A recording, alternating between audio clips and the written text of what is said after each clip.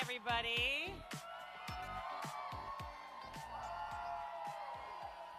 Hi, everybody. Okay, thank you for the raucous crowd down here. Okay, good evening. It's obviously wonderful to be here in the city of Detroit, see a lot of friends, a lot of family, a lot of supporters, those who came from very far away to join us tonight. I wanted to start by thanking, first of all, every single Michigander across our state who stepped up to run for office this year. Right? It is a very hard thing to run for office, especially local offices. We've got candidates up and down the ballot all over the state right now, waiting with bated breath to see how they did. Their families are waiting, and I just want to thank them for stepping up. It is a very weird lifestyle to run for office, so I appreciate that.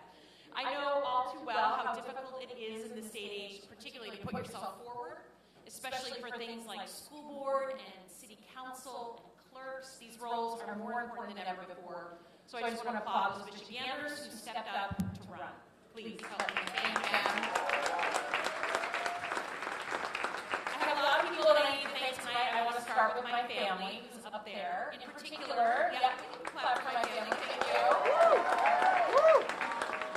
In particular, I want to thank my dad, Kurt, and my stepmom, Carol, the greater Slotkin, Singer, and Ross families who have supported me from day one. You all saw my nieces and nephews out here giving the Pledge of Allegiance. I want to recognize my late mom, Judith Slotkin, who never saw me run for office, but who would be thrilled to be here tonight. I want to thank my congressional team, led ably by Elissa Slotkin, who I saw some over there. And then, of course, my amazing campaign team, all of our tireless volunteers who have worked so hard to get us over the finish line. There's a lot of our super volunteers here tonight.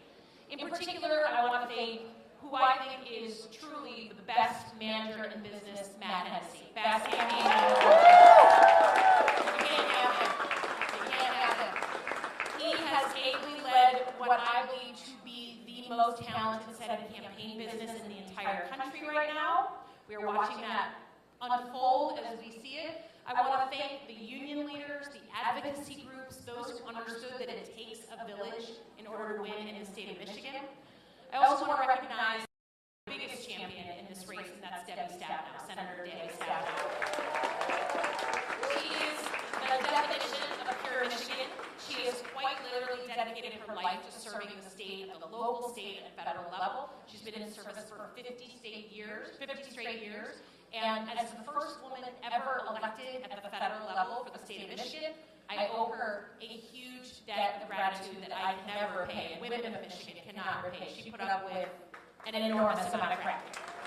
Enormous. So, we always knew that this was going to be a tight race, and that is exactly what we are seeing unfold in front of us.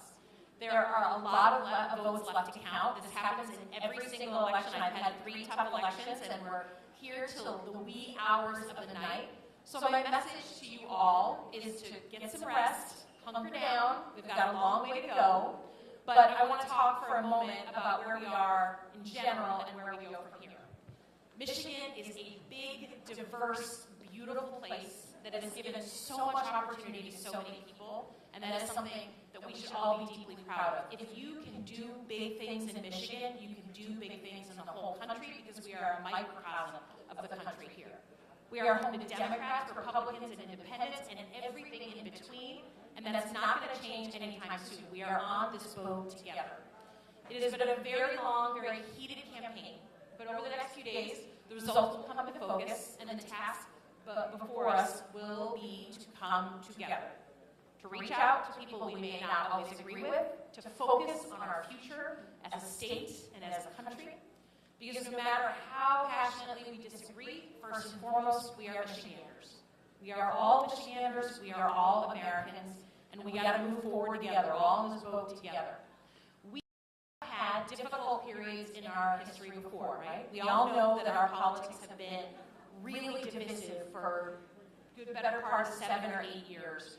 But it is not the only time that we have had tough, divisive periods in our history, right? If you go back through history, you can see these chapters, one after another, where Americans were fighting each other, we're frustrated with each other, we're tense with each other, and it was right that people said to themselves, how will we go on as a nation? But every single time we have gotten through those periods with two things: engaged citizens and principled leaders.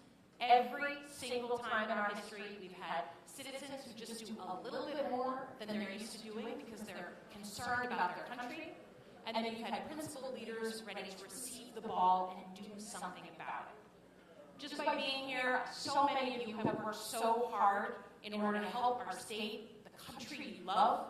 You are engaged citizens, and I thank you for that. And I will do everything in my power to be the principled leader you deserve, whatever the results of the election tonight. So thank you for your time, for your energy. Get some sleep.